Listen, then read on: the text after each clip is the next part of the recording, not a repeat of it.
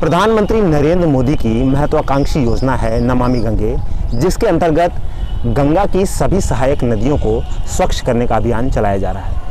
इसी के अंतर्गत जौनपुर के शहरी क्षेत्र में सीवेज ट्रीटमेंट प्लांट के लिए 206 करोड़ रुपए दिए गए हैं और यहाँ पे एक एसटीपी की जो योजना है उसके कार्य को विगत अक्टूबर से प्रारंभ किया जा चुका है।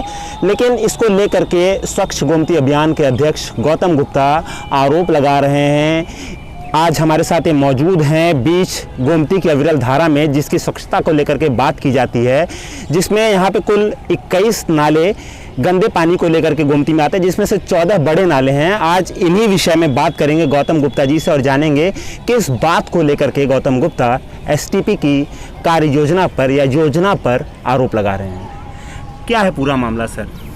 देखिए, सबसे पहले आपके चैनल को धन्यवाद कहना चाहता हूँ, जिन्होंने इस बेहद गंभीर विषय को पूरी संवेदनशीलता के साथ ग्रहण किया, उसको संज्ञान में लिया आपने। देखिए, जो सबसे पहले आपको ये बताना चाहता हूँ कि एक्चुअली ये योजना क्या है। माननीय प्रधानमंत्री जी की अपने कार्यकाल की सबसे महत्वाकांक्षी योजना, जो उनका एक स्वर्णिम स्वप्न था कि देश की सभी नदियाँ और विशेष रूप से माँ गंगा एकदम स्वच्छ अविरल जलधारा उनमें बहे, उस क्रम में उन्होंने एक बेहद महत्वाकांक्षी योजना जिसको नमामि गंगे नाम दिया गया, नमामि गंगे योजना के तहत उन्होंने एक पूरा विभाग तैयार किया और उस विभाग को जो दायित्व दिया गया था वो था देश की सभी नदियां और माँ गंगा की समस्त सहायक नदियां स्वच्छ हो, माँ गंगा की जलधारा अविरल हो। उसी क्रम में जनपद जौनपुर में नमामि गंगे योजना के तहत गोमती नदी जो पूरे शहर में बहती है, और आपको जानकर के बड़ी खुशी होगी कि दुनिया का एकमात्र शहर है जिस पूरे शहर के बीचों बीच से शहर को 2 हिस्सों में बाइफरकेट करते हुए गोमती नदी शहर के शुरुआत से लेकर अंत तक अपना आशीर्वाद देते हुए सभी जनपद वासियों को जाती हैं। ऐसे ऐतिहासिक शहर में गोमती नदी जो कि बेहद प्रदूषित हो चुकी है, आप देख सकते हैं किस तरीके से गोमती नदी के नाले पूरी तरीके से सीवेज स्लज से भरे हुए हैं। लगभग 30% जो वो नदी का कैचमेंट एरिया है, नदी के जो बहाव का स्थान है उसको कवर कर रखा। आप ये देख सकते हैं, कैमरामैन अगर आपके दिखाएंगे, ये एकदम स्पष्ट साफ दिखाई दे रहा। तो इतनी बेहद प्रदूषित, बेहद गंभीर स्थिति से निजात दिलाने के लिए केंद्र व प्रदेश सरकार ने संयुक्त रूप से नमामि गंगे योजना के तहत 206 करोड़ रुपए का प्रस्ताव स्वीकृत किया, जो कि यहाँ के संबंधित अधिकारियों को निर्देश दिए गए थे विभाग द्वारा या सरकार द्वारा कि शीघ्र से शीघ्र जो कार्य योजना प्रस्तुत करें। उपरोक्त संदर्भ में स्वच्छ गोमती अभियान द्वारा महामहिम राष्ट्रपति जी को 389 करोड़ रुपए का एक pilot project Gomti action plan भी स्वच्छ गोमती अभियान द्वारा अपने स्तर पर तैयार करके सौंपा गया था, और जिसमें पूरी बृहद कार्य योजना देश के तमाम बड़े नामी वैज्ञानिकों, जल पर्यावरणविदों द्वारा मिल करके इस योजना को तैयार किया गया था। संकट मोचन फाउंडेशन की देखरेख में यह हमारी संस्था द्वारा इसको तैयार किया गया था। बड़ा महत्वपूर्ण और बड़ा सॉलिड प्रोजेक्ट था। हालांकि ठीक है, विभाग द्वारा एक प्रस्ताव तैयार किया गया और वो प्रस्ताव 30 MLD की सूचना जो हम लोगों को प्राप्त हुई कि 30 MLD की एसटीपी कैपेसिटी जो बनाई जा रही है उसका स्वीकृत किया गया है। हम लोगों ने तत्काल उसी समय यहाँ के संबंधित अधिकारियों को इसकी सूचना दी कि आपने जो ये 30 MLD कैपेसिटी का जो ये 14 बड़े नालों को ट्रैप करके और एसटीपी लगाए जाने का जो प्रोजेक्ट प्रारंभ किया है, यह कतई एक दिन भी सफलतापूर्वक नहीं संचालित हो पाएगा। उसका कारण यह है कि जनपद जौनपुर में जो 14 बड़े नाले, क्षमा करेंगे, जो शहरी क्षेत्र में जो 14 बड़े नाले गिर रहे हैं, उनकी क्षमता जो है वो काफ़ी ज़्यादा है, और ऐसे में 30 MLD का बेहद कम क्षमता का, जिसको आप कह सकते हैं कि अंडर कैपेसिटी एसटीपी लगाया जाना, वह बेहद दुर्भाग्यपूर्ण भी है और कदापि एक दिन भी सफलतापूर्वक नहीं संचालित हो पाएगा। ऐसे में जो जनता का 206 करोड़ रुपए है, सरकार ने जो विश्वास के साथ 206 करोड़ रुपए जल निगम को दिया कि जल निगम एक ईमानदारी भरा प्रस्ताव, एक प्रोजेक्ट, एक कार्य योजना देगा और उस पर ईमानदारी से क्रियान्वयन होगा, वह कतई संभव नहीं हो पाएगा। और ऐसे में जनता का 206 करोड़ रुपए कार्य योजना प्रारंभ होने के पहले दिन ही इस नाले में बह जाएगा। ये जो पूरा जो क्षमता था, तो वो निर्धारित क्षमता के अनुरूप ये एसटीपी का, देखिए, ये बड़ा डिटेल इशू है जिसको मैं इस चैनल के माध्यम से आप सभी के बीच रखना चाहता हूँ। बेसिकली जो एसटीपी की कैपेसिटी होती है, जो एसटीपी की क्षमता का निर्धारण होता है, एक केंद्र सरकार की संस्था है जिसको हम लोग CPHEEO के नाम से जानते हैं, जिसका full form central public health engineering environmental organisation है। CPHEO की एक वर्सेटाइल गाइडलाइन है, जिस गाइडलाइन के अनुरूप समूचे देश भर में STP कोई भी कार्यदायी संस्था बना रही है उसको बनाना CPHEO की गाइडलाइन के अनुरूप ही है। और CPHEO की गाइडलाइन का जो बेस है वह अपने शुरुआती जो दिशा निर्देश हैं उसमें स्पष्ट उल्लेख उन्होंने कर दिया है कि सीवेज ट्रीटमेंट प्लांट की क्षमता सीधे सीधे कुल जलापूर्ति के 80% जल को सीवेज मान करके उसकी क्षमता का आकलन किया जाएगा। जल निगम जौनपुर द्वारा 30 MLD के STP का डिज़ाइन दिया गया और ये बताया गया है कि जौनपुर के 14 बड़े नालों से 30 MLD का सीवेज आता है डेली। स्वच्छ गोमती अभियान का आरोप यह है कि जौनपुर के शहरी क्षेत्र में जल निगम जौनपुर द्वारा एक बूंद भी पानी की जलापूर्ति नहीं की जाती है। 100% जो वाटर सप्लाई है जौनपुर के शहरी क्षेत्र में वो नगर पालिका परिषद जौनपुर की है।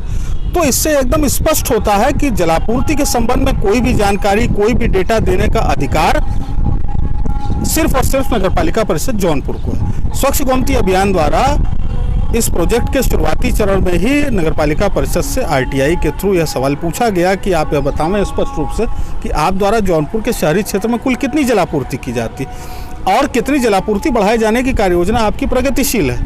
उस क्रम में नगरपालिका परिषद जौनपुर ने स्वच्छ गोमती अभियान को अपने RTI के जवाब में स्पष्ट रूप से लिखित रूप से जवाब दिया है कि नगरपालिका परिषद द्वारा आज की तिथि में जौनपुर के शहरी क्षेत्र में कुल 33 MLD की वाटर सप्लाई दी जा रही है और 8.4 MLD की जल की जलापूर्ति की क्षमता आने वाले वर्ष भर में ये बढ़ जाएगी, जिसके उपक्रम इन्होंने शुरू कर दिए। इस तरह से अगर देखा जाए तो चूंकि STP का कार्य वर्ष 2022 में समाप्त होना है, ऐसे में 2021 में ही नगरपालिका परिषद द्वारा की जा रही जलापूर्ति जो शहरी क्षेत्र की है वो 42 MLD हो जाएगी और यदि उसका 80 MLD आप निकालेंगे तो वो लगभग 32 MLD आएगा। तो आज की तिथि में और यह बताना भी बेहद आवश्यक है कि CPHEO के मैनुअल के अनुसार पूरे देश भर में कहीं पर भी STP का जो भी डिजाइन होगा न्यूनतम 30 वर्षीय योजना के अनुरूप ही किया जाएगा। आगे आने वाले 30 वर्षों की योजना के अनुरूप ही किया जाएगा। अभी फिट नहीं बैठ रही। मैं आपके चैनल माध्यम से ही बता रहा हूँ। मैं जो डेटा आपको देता जा रहा हूँ वो मैं इनमें से कोई बात मैं नहीं कह रहा हूँ, यह सारी बातें विभाग कह रहा है, मैं केवल उसको अलाइन करके आपको बता रहा हूँ। मैं बता रहा हूँ अभी तो ये मैंने वाटर सप्लाई और सीवेज जो फ्लो है उसका केवल एक तिहाई हिस्सा आपको बताया। ऐसे में आपने इस बात को समझ लिया होगा किस प्रकार आज की तिथि में ही अंडर कैपेसिटी हो जाता है केवल नगरपालिका की जलापूर्ति से यह प्रोजेक्ट। CPHEO का मैनुअल कहता है कि किसी भी STP की कैपेसिटी का मेजरमेंट करते समय हम 3 तरह की वाटर सप्लाईज को मेज़र करेंगे। पहली है जो गवर्नमेंट वाटर सप्लाई, जो कि नगरपालिका परिषद ऑलरेडी कर रही है, जो कि आने वाले समय में 42 MLD होगी, लेकिन आज ही की माने तो वो 33 MLD है।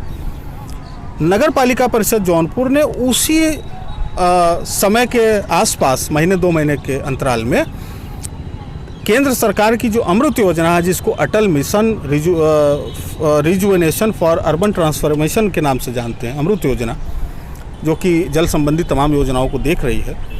अमृत योजना के एक क्वेश्चनर मीन्स प्रश्नावली के जवाब में नगरपालिका परिषद ने लिखित रूप से, जो कि इंटरनेट पे अपलोड है, मैं उसका लिंक भी आपको दे सकता हूँ, लिखित रूप से यह स्वीकार किया है कि नगरपालिका परिषद जौनपुर द्वारा जौनपुर के शहरी क्षेत्र के कुल 60% आबादी को ही जलापूर्ति की जाती है। तो ऐसे में 2 ही सवाल उठते हैं कि या तो 40% लोग प्यासे मर रहे होंगे जौनपुर में, और या वो 40% लोग जो है सेल्फ जनरेटेड वाटर का इस्तेमाल कर रहे होंगे। तो चूंकि अभी तक किसी के ऐसा मृत पाए जाने की सूचना नहीं मिली है, तो इसलिए हम लोग पक्का तौर पर ये मानेंगे कि वो शेष जो 40% आबादी है वो सेल्फ जनरेटेड वाटर का इस्तेमाल कर रही है। तो यदि नगरपालिका परिषद की 33% जलापूर्ति और शेष 40% आबादी की जलापूर्ति को जोड़ेंगे तो वो 60% की जलापूर्ति जस्ट इक्विवेलेंट होगी 40% की जलापूर्ति के। अब आप यह सवाल पूछ सकते हैं कि क्यों 60% की जलापूर्ति 40% की जलापूर्ति के इक्विवेलेंट होगी। इसके पीछे एक बड़ा तार्किक कारण आपको बताता हूँ। नगरपालिका परिषद या कोई भी सरकारी संस्थान जो है वो एक टाइम बार्ड वाटर सप्लाई देता है। समय सीमा होती है? उसका एक समय होता है, सवेरे 9 बजे से 11 बजे तक पानी आएगा, दोपहर में 2 बजे से 3 बजे तक आएगा और रात में इतने से इतने बजे तक आएगा। दूसरी बात यह है कि कोई भी सरकारी संस्थान जो अपनी जलापूर्ति सरकारी रूप से करता है वो बेहद पतले पाइप से और बहुत कम फोर्स के साथ करता है, जिससे आप उसका उपभोग तो कर सकते हैं लेकिन उसका संचय नहीं कर सकते। लेकिन जो सेल्फ जनरेटेड वाटर है उसका मनमाना उपभोग भी जनता द्वारा किया जाता है और मनमाना संचय भी किया जाता है।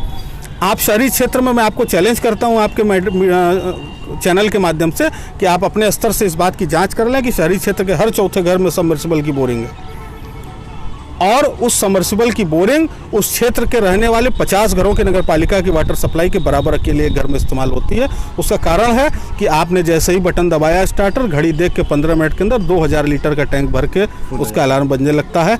व्यक्ति उसी सबमर्सिबल की बोरिंग से अपने खेत में भी पानी डालता है, अपनी कार भी धुलता है और तरह तरह से पानी का उपभोग करता है। तो ऐसे में 40% आबादी की जलापूर्ति 60% आबादी की जलापूर्ति के ठीक बराबर होगी।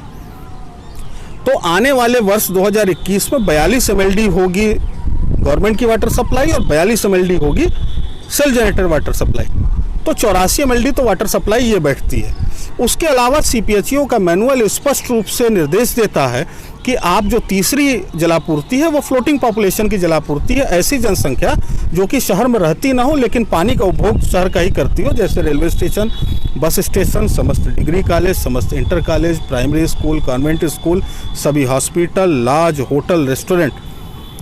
और आप एक सम्मानित पत्रकार हैं, आप इसका आकलन कर सकते होंगे कि जौनपुर में इन सभी, मैंने जितनी संस्थाएं आपको बताई, इन सभी की संख्या मिला लें तो इसकी जलापूर्ति 16-15 MLD से कम नहीं होगी किसी भी स्थिति में। ऐसे में टोटल वाटर सप्लाई हो गई 100 MLD की। 100 MLD का 80% अगर निकालेंगे तो 80 MLD का सीवेज बनता है। केवल जल निगम मुझको बता दे कि किस तरीके से 30 MLD का STP इस 80 MLD के STP की क्षमता को संतृप्त करता है। मैं इस सारी शिकायत को वापस लेने को तैयार हूँ और इस शिकायत के संदर्भ में जल निगम के अधिकारियों को लिखित सूचना दी गई, लिखित शिकायत की गई, उनसे आग्रह किया गया कि इसको तत्काल सुधार के ही कार्य किया जाए।